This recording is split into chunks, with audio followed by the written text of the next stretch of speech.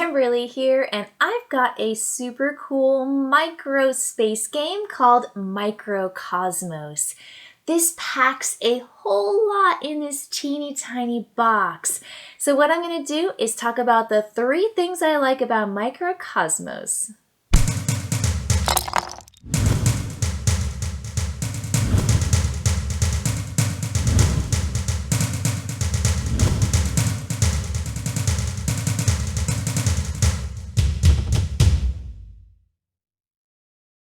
In Microcosmos, players travel the galaxy trying to find new planets, to settle and terraform those planets, gathering the necessary resources to make upgrades on their player boards. It's a really compact and clean exploration game and resource management game that has some super cool features. So the first thing I want to start off with, the thing I like the most about this is this upgrade board. Every player is going to have this, and what it does is it encourages players to upgrade so that they can gather colonies. And colonies are places that they can place out on planets. And that means that they are making progress for a variety of things, but colonies count towards victory points at the end of the game, and they also help you with, let's say, a robotics upgrade. You have to have a colony out on a planet so that you can actually gain its benefit. You also get to terraform better with colonies, and so it makes you more efficient. So the first thing is this upgrade board, and at the start of every round, players get a chance to upgrade, and they simply have to discard the necessary resources. So for example, to do this robotics upgrade, you need to have an engineer, which is the symbol of the little figure that's got the broad shoulders, and then you have to pay 2 of the blue resources. And the resources that you have access to are over here on your resource track. This is your cargo hold. Players only can carry 4 of each kind unless they get the cargo hold upgrade, which allows them to carry 6 of each kind. So you're starting to see everything is connected. When you get an upgrade here, it gives you bonuses out on the map when you go to certain locations, and the red, green, blue planets when you go to the space station, or some of the other locations like the moons. And you have to have the cards. Now, I feel like it's all just so well connected that sometimes it's hard to really piece out these sections. So I'm going to stick with the technology. This is really like your cool tech tree upgrade that I love in a lot of these games, is upgrading so that you can just do cooler stuff. And then I'll get to some of the other features. So when you do, you get to upgrade once, you pay what's listed, you take the colony off, and you set it to the side. Building a colony is a whole other action that you get to do when you're on a planet. So put that colony over here, it's ready to go, but it also cleared up this area and gives you an immediate benefit, which you will trigger at a time in the game, depending on which upgrade you pick.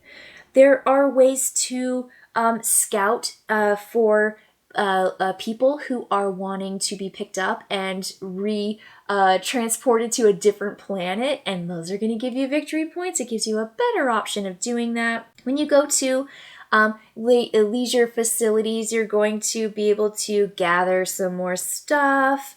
Same here with the biodome. When you go space mining and mining vehicles and you go to the moon, you're going to get resources that are found essentially on the moon, which is that kind of pink resource. Engines allow you to make your ship move faster. Everybody moves at 2, and 2 is not that far. 2 can sometimes get you from one big location to another, but you really need to upgrade your engine so that you can move faster. 4 is one upgrade, and 6 is the max upgrade. And then again, cargo just allows you to carry more stuff. So for me, the coolest feature of this game is the upgrades. And at the beginning of every player's turn, they get a chance to do upgrades. And I honestly can't encourage upgrades enough. They are costly, and sometimes you just don't have the right characters to discard. And there are specific characters. They're leaders and they're engineers, and those take me over to the cards. Now, I will shift my focus to the cards because the cards are multifunctional, and that's the second thing I like about this game. I like the cards a lot. So what I've done is I've put one card underneath. There are spaces for 3 cards on the bottom, and there are spaces for 3 cards on the top. A player can have a max of 6 cards in their playing area at any given time. Now, the cool thing is that there is a top color, a top bar, and a bottom bar, and those are going to associate with the locations on the map. The red planets, the blue planets, the green planets, the moon, the star portal. Now, it's just so cool and clever. So when you're at those locations, you can activate your cards, and if you can afford them, you can activate them. If they give you stuff for free, you just get the stuff for free. Now, you will move from bottom to top. Now, you can activate a top card first, but when you activate a top card and you use it because it matches the location you're at, it goes away. And you get the thing, but it gets discarded. So let's say I want to activate blue. I've got a blue on the top and a blue on the bottom. If I activate my blue down here, I get 1 green resource for free. I don't have to pay for it. And then I move my card to the top. And now that card is a green card because it's green on the bottom. So if I go to a green planet, I can pay a blue and get 2 greens, an orange, and those are all resources, and I get a card from the top of the deck that I get to place into my player area and maybe activate it. Because you get to activate 2 cards. You can make a card, move a card, or you can do a card from the top and it's discarded. The other thing that's on these cards, if you don't look at the bottom panel or the top panel, you'll see that there's a figure in the center, and that figure can be an engineer. It could be a leader. They either have blue, or they have red, or they have green, and those are going to essentially tell you what that leader is when you have to do an action that requires a leader or engineer.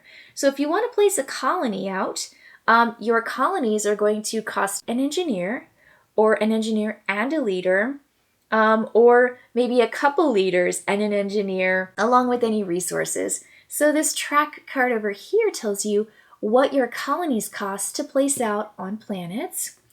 And it also, you need leaders and engineers to do your upgrades. Remember I talked about your upgrade tech track? You have to pay leaders of any color if it's white, and then the engineer if you see the engineer symbol. And you simply take a card and you discard it saying, I'm using it for my leader, not for the planet action. So cards are multifunctional. They stay down here and activate on one side, then they move up top and activate on the bottom side. And if they're at the top, they're done when you use them and they go away. So everything kind of has this flow of going up. I think the cards are just the coolest thing about Microcosmos. Now, I think I said the tech track was the coolest thing. And so maybe I'm contradicting myself, but maybe it's just because I think they're really, really cool. So I think those are 2 wonderful features, and the first 2 things I like about this game. The third thing I like about this game is that when you make progress terraforming a particular planet, you're always going to receive points for it. And terraforming is a great way to get victory points in this game. Every planet is going to have a different amount and a combination of resources. 10 and 14 are going to be the amount of resources needed to terraform a particular location, but it's going to be the combination of resources.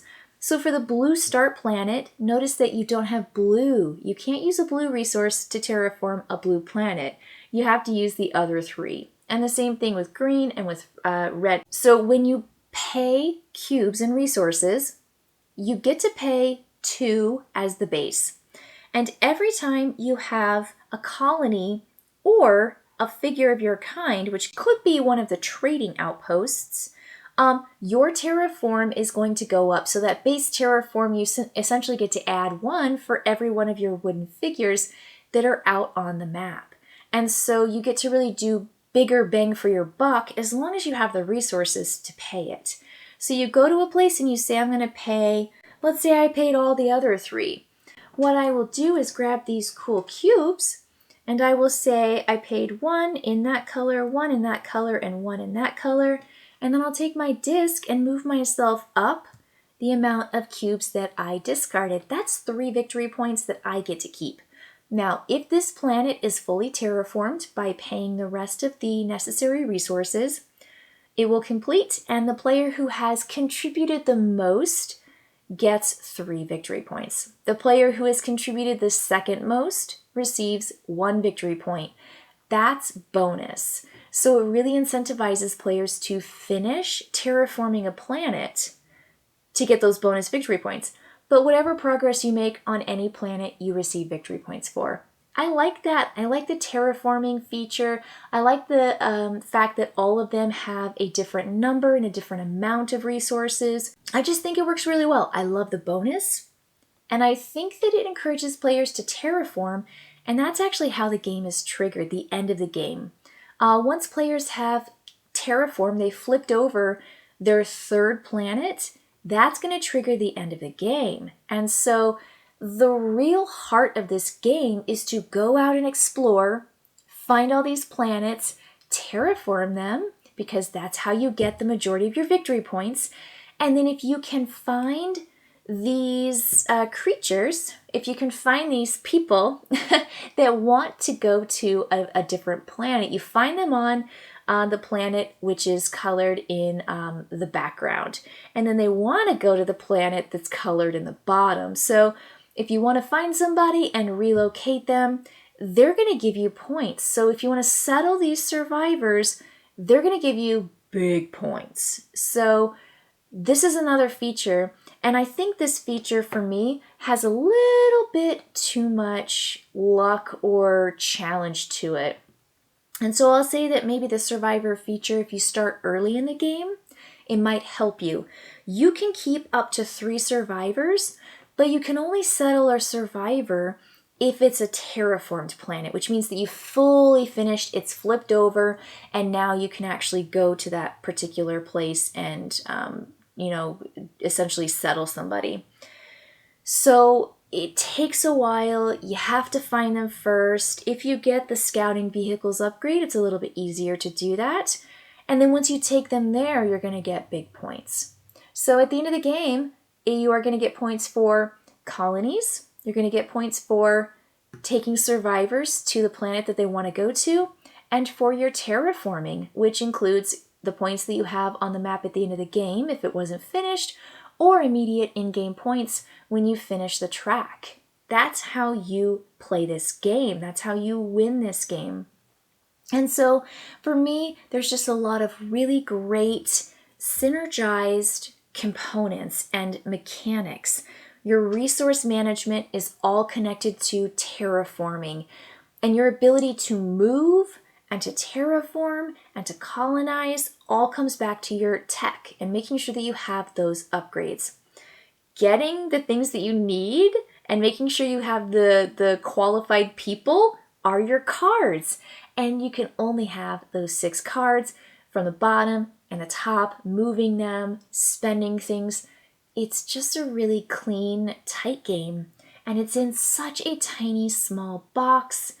This is really cool, and I think you've got to give it a couple plays to figure out, okay, how do I work this? How can I, cut that razor thin line between getting the upgrades I need while still focusing on my resource management and, of course, exploring around the planets. And this map is going to grow as players flip over and explore new locations. You're going to essentially grow out to a 3x3 grid, which is 9 total locations, and each card has multiple locations on it. Thanks again for joining me for this 3 things I like about Microcosmos. I think it is a clean, clever, and dynamic game in such a tiny box. It sure does pack a real punch.